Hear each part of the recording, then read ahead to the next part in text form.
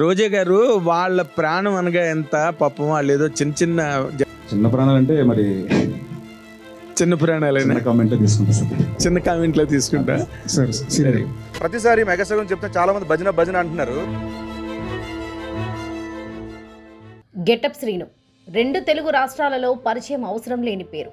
జబర్దస్త్ అనే కామెడీ షోతో అందరికీ పరిచయమైన శ్రీను తను చేసిన స్కిట్స్లో రకరకాల గెటప్స్ వేస్తూ అందరినీ నవ్వించేవాడు. అప్పట్లో చాలా మంది జనాలు కేవలం శ్రీను స్కిట్స్ కోసమే జబర్దస్త్ చూసేవారు.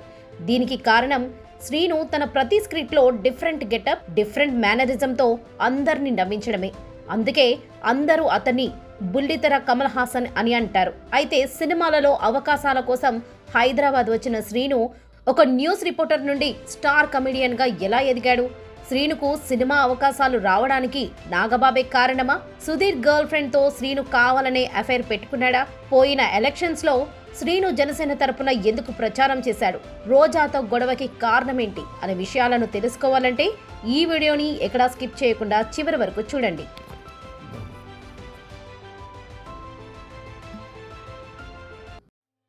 1986 డిసెంబర్ 12న పశ్చిమ గోదావరి జిల్లా ఆచంట మండలం కళింగపాలెం దగ్గర సిద్ధాపురంలో జన్మించాడు బొడ్డుపల్లి శ్రీను అలియాస్ గెటప్ శ్రీను. శ్రీను ఆకివీడిలోని 4వ తరగతి వరకు చదువుకున్నాడు. 5వ తరగతి నుండి తన ఊరు సిద్ధాపూర్లో చదువుకున్నాడు. శ్రీను చిన్నప్పటి నుంచే అంటే 6వ తరగతి చదువుతున్నప్పటి నుంచే SFIలో చేరాడు. ఇంటర్ నుండే SFI తరపున ధర్నాలు చేయడం ప్రారంభించాడు. కాలేజీలో బాత్రూమ్స్ లేవని, క్లాస్ రూమ్లో బెంచీలు లేవని, ఇలా రకరకాల సమస్యలపైన SFI వాళ్ళు ధర్నాలు చేస్తే అందులో శ్రీను కూడా పాల్గొనేవాడు. ఇంట్లో వాళ్ళకి తెలిసి ఇవన్నీ నీకెందుకురా అని అడిగితే, చక్కగా చదువుకోవాలంటే కాలేజ్లో అన్ని సౌకర్యాలు ఉండాలి, వాటి కోసమే మా పోరాటం, అందుకే ఇదంతా చేస్తున్నది అని ఎదురు సమాధానం చెప్పేవాడు. మన వాడికి యాక్టివిటీస్తో పాటు నటన కూడా ఇష్టమే.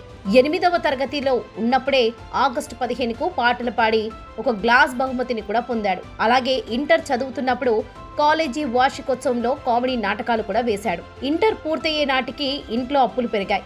ఆ అప్పులు తీర్చడానికి శ్రీను అతని అన్నయ్య హైదరాబాద్ వెళ్లి డబ్బులు సంపాదించాలని అనుకున్నారు. ఇంట్లో వాళ్ళు కూడా అదే సరైన నిర్ణయమని Hyderabad పంపించాలనుకున్నారు.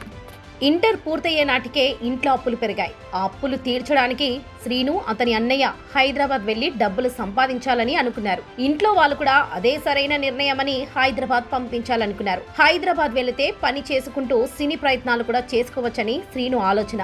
Srinu inter second year పరీక్షలు రాశాక వాళ్ళ అన్నయ్యతో కలిసి 2004లో హైదరాబాద్లోని వాళ్ళ పిన్ని గారి ఇంటికి వచ్చారు. వాళ్ళ పిన్ని గారు నాగోల్లో ఉండేవారు. ఇద్దరు పిన్ని గారింట్లో ఉంటే వాళ్ళకి ఇబ్బందిగా ఉంటుందని శ్రీను వాళ్ళ అన్నయ్య బయట ఫ్రెండ్ రూమ్ లో ఉండేవాడు. శ్రీను వాళ్ళ పిన్ని గారింట్లో ఉంటూ సినీ ప్రయత్నాలు చేసేవాడు. నాగోల్ నుంచి సికింద్రాబాద్ వరకు ఒక బస్ ఎక్కి, అక్కడి నుంచి ఫిలిం నగర్ బస్ ఎక్కి ఫిలిం నగర్ లో దిగి సినీ ఆఫీసులు, సినిమా హీరోల ఇళ్లను చూస్తూ ఆనందించేవాడు. కానీ సినీ ప్రయత్నాలు ఎలా చేయాలో తెలియక రోజు ఫిలిం నగర్ అంతా తిరిగేవాడు. ఎప్పుడైనా ఫిలిం నగర్ లో షూటింగ్ కనబడితే చీకటి పడేంత వరకు అక్కడే ఉండిపోయేవాడు. షూటింగ్ అన్నా, సినిమా వాళ్ళు కనబడినా కళ్ళార్పకుండా చూసేవాడు శ్రీను. కొన్నాళ్ళు అలా తిరిగాక సినిమా ఆఫీసులకు ఫోటోస్ ఇస్తే మనకి అవకాశాలు ఇస్తారని తనలాగే ఫిలిం నగర్లో తిరిగే వ్యక్తి సలహా చెప్పాడు. అప్పటి నుంచి ఫోటోస్ దిగాలనుకున్నాడు. ఇక పిన్ని వాళ్ళ ఇంట్లో ఎక్కువ రోజులు ఉండకూడదని సికింద్రాబాద్లో మరో ఫ్రెండ్ పరిచయం అయితే అతని రూమ్లో ఉన్నాడు. సికింద్రాబాద్లోనే పద్మావతి నగర్లో శేఖర్ కమ్ములా గారి ఆఫీస్కి దగ్గరలోనే వాళ్ళ రూమ్ ఉండేది. సికింద్రాబాద్లో ఒక ఫోటో స్టూడియో ఉండేది.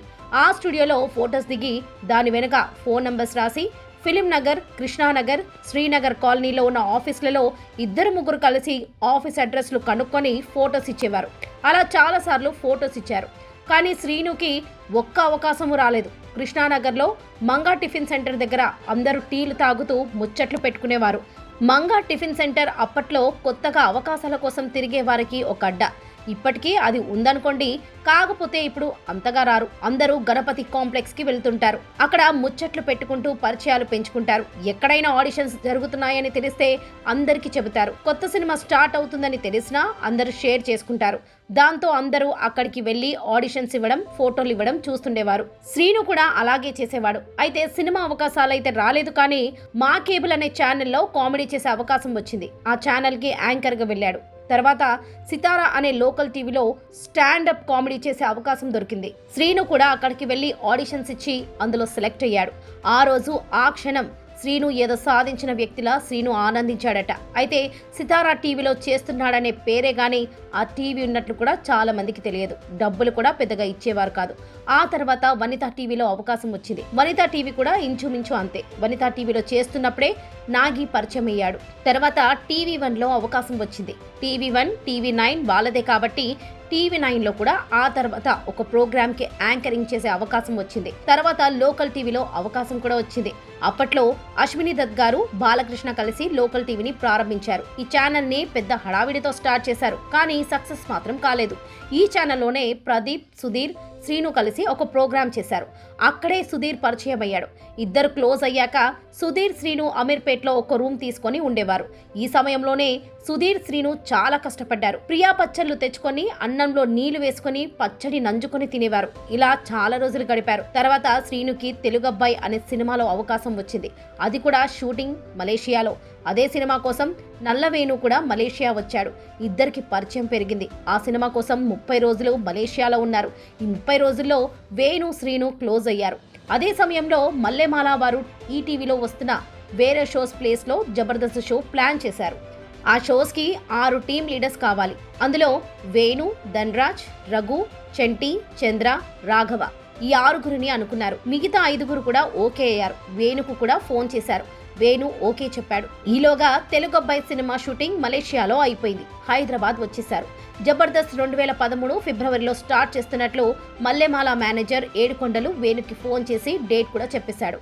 వెంటనే వేణు శ్రీనుకి ఫోన్ చేసి నా స్కిట్లు చేస్తావా అని అడిగాడు. అయితే శ్రీను TV9లో ప్రోగ్రాం ఉండడంతో రాలేనని చెప్పేశాడు. మళ్ళీ ఫోన్ చేసి అన్నా నేను రాలేకపోయినా నా ఫ్రెండ్ సుధీర్ ఉన్నాడు, బాగానే కామెడీ చేస్తాడు, నువ్వు ఓకే అంటే పంపిస్తాను అని అన్నాడు. వేణు దానికి సరే అని చెప్పాడు. జబర్దస్త్ షూటింగ్ రోజు సుధీర్ అన్నపూర్ణ స్టూడియోలో వేణు దగ్గరికి వెళ్ళాడు. తర్వాత శ్రీనుకు ఫోన్ చేసి ధన్రాజ్, రాఘవ ఇద్దరూ వాళ్ళ టీంలో చేయమని అడిగారు. అయితే అప్పటికే TV9లో శ్రీనుకు వర్క్ అయిపోవడంతో వేణుకు ఫోన్ చేసి అన్నా నా వర్క్ అయిపోయింది, నీ స్కిట్లో వేకెన్సీ ఉంటే వస్తాను, లేదంటే ధన్రాజ్ అన్న, రాఘవన్న ఫోన్ చేసి పిలుస్తున్నారు, వాళ్ళ దగ్గరికి వెళ్తాను అన్నాడు. వేణు తన దగ్గర వేకెన్సీ ఉందని తన స్కిట్లో చేయమని చెప్పాడు. ఎందుకంటే శ్రీను టాలెంట్ వేణుకు బాగా తెలుసు. 2013 జులైలో శ్రీను మొదటిసారి వండర్ వేణు స్కిట్లో నటించాడు. కొన్నాళ్ళు వేణు స్కిట్లో చేశాక వేణుకి స్కిట్ రైటర్ కావాల్సి వచ్చింది. అప్పుడే శ్రీనుకి తెలిసిన రామ్ ప్రసాద్ని పిలిపించాడు. రామ్ ప్రసాద్ స్కిట్స్ రాస్తూనే ఒక స్కిట్లో నటించాడు. అప్పటి నుంచి ప్రతి స్కిట్లో నటిస్తూనే ఉండేవాడు. కొన్నాళ్ళు పోయాక అంటే జబర్దస్త్ స్టార్ట్ అయిన 8 నెలల తర్వాత మా టీవీలో మూవీస్ను పేరిడిలు చేసే ఒక షో మొదలైంది. ఆ షోకి ఎక్కువ డబ్బులు ఇస్తామని చెప్పడంతో జబర్దస్త్ మీద పెద్దగా ఇంట్రెస్ట్ చూపించేవాడు కాదు వేణు. దాంతో వేణు జబర్దస్త్ మానేశాడు.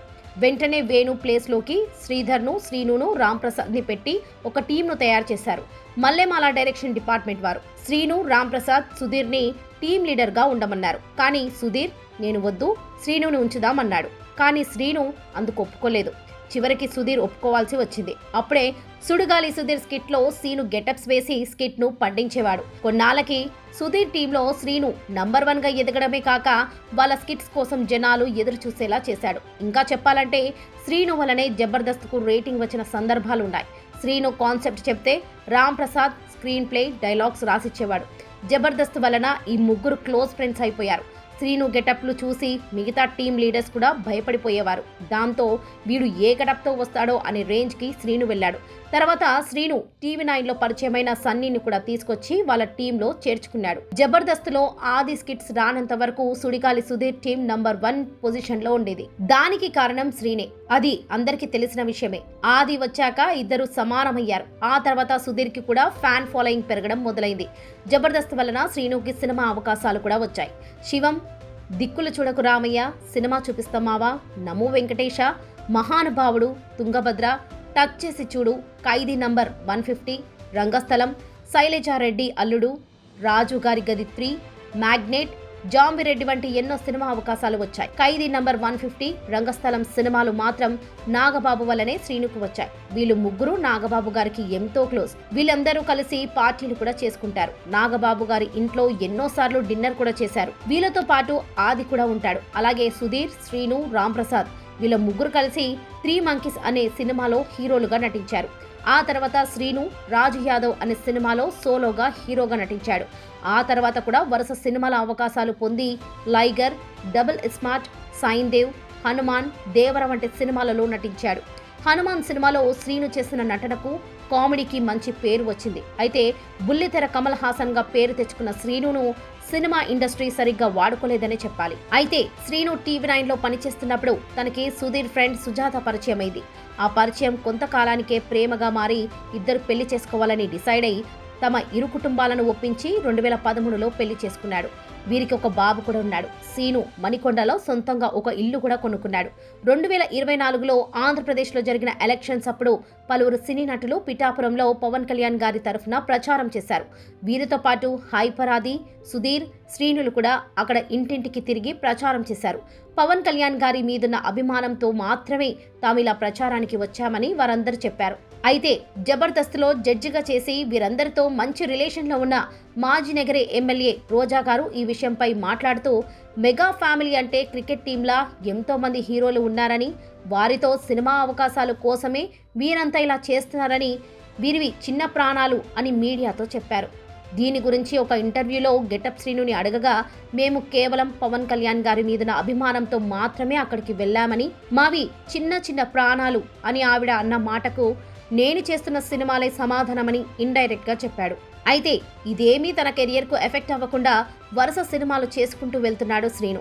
ఇక రానున్న రోజుల్లో శ్రీను మంచి మంచి అవకాశాలు సంపాదించి ఇండస్ట్రీలో టాప్ కమీడియన్గా ఎదగాలని మనమందరం కోరుకుందాం. చూసారు కదా ఫ్రెండ్స్, గెటప్ శ్రీను చేసిన సినిమాలలో మీ ఫేవరెట్ ఏంటో కామెంట్స్లో తెలియజేయండి. అండ్ ఈ వీడియో కనుక మీకు నచ్చినట్లయితే ఒక లైక్ చేసి మా ఛానల్ని సబ్స్క్రైబ్ చేసుకోండి.